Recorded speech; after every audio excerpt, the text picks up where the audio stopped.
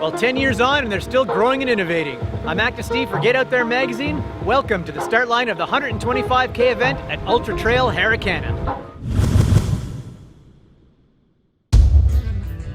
After a pared down event in 2020, this year marked a full return to racing with 9 different events.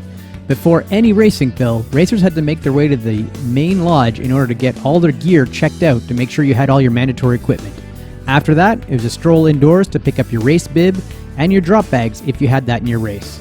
Then, before leaving the grounds, you could get through the boutique and pick up your swag. For the 125-kilometer event, you also had the option of picking up your kit and dropping your bag off the morning of the race. Racers got in the queue and the first wave of elites went off at 1 p.m. in a group of 50 people.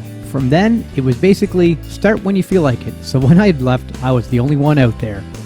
This made for a stress-free start and made for a glorious start to the race, where within a few kilometers, this is the kind of sights we saw before heading into the trails and moving up the mountains.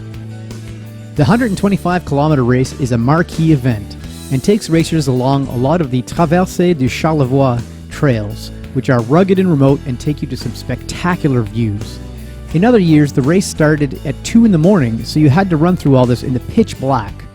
So this year, it was a blessing to be able to climb to these great heights and have these spectacular views in the middle of the day under beautiful blue skies. Honestly, if you're going to try an ultra and you're not sure you might actually finish it, this is a good one to try because, frankly, the best views and the best trails are packed right at the front. As you can see, the terrain is pretty rugged, with plenty of rocks and roots the entire race course. We also got to run through a lot of boreal forest with these stubby little trees, which made for really nice sights and some pretty high winds along the way as well. Of course, with every uphill that you climbed, there was also downhills, which some of them were easy, some of them were super hard, but always a challenge and lots of fun. Luckily, every 10 or 15 kilometers, you came to aid stations, which remarkably were stuck in the middle of nowhere in many cases, but always had great volunteers on hand to serve you your drinks, your food, or whatever you wanted. Due to COVID, of course, we weren't able to touch our own food. The race also featured an excellent medical team dispersed throughout the course. In fact, here you could see an all-terrain stretcher that was being sent out for, well, me as it turns out, because I sprained an ankle. Luckily, I got taped up and able to keep going. Now, back to the aid stations. As you can see, there was a full menu on hand, and before the race, we were able to see exactly what food was available.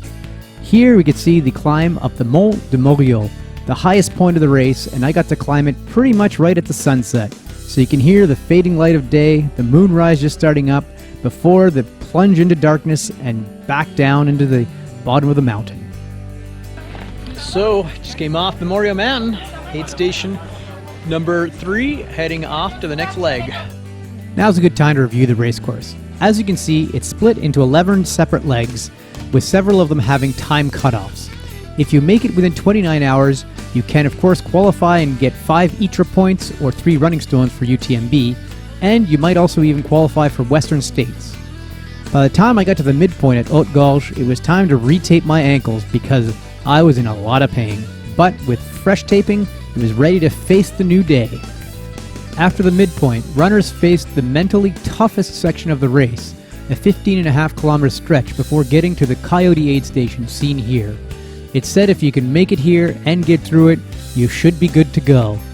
Of course, it's a good time to stop, tape up, eat some food, regroup before moving on because we were running on pretty tired feet. The next section of the race was another doozy with 18 kilometers of trail. Not quite as hard technically, although still challenging, but it was long and dragged on all of us. The new day and the sun did bring some energy to us, as did seeing racers come by that were starting their 65 or 80 kilometer races and running by with fresh legs.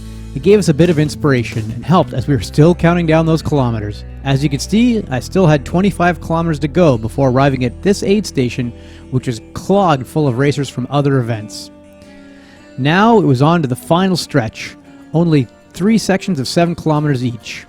Arriving here at the split aid station was the last time you could see your crew before completing one last giant climb up the Montagne Noire. Final aid station, only 6 or so K to go, all downhill.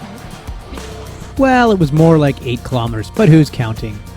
course, trail running seems like a solo sport, but in reality it is a team that gets you to that finish line. As mentioned, there were stations where you could see your crew 3 times along the race course, and they are so helpful in getting you across that finish line. When you did, you could fill up with a nice coffee, do a bit of shopping around the expo at the base station, or pick up your beer and meal that all racers received.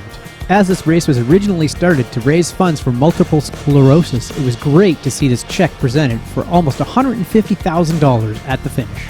Well, the finish line is still in full swing. Award ceremonies are going on, runners are finishing, and for my part, I finished the 125, got the medal, and this cool statuette. That does it for my review. If you're looking for an awesome trail race in the Charlevoix region, look no further than Ultra Trail Harricana.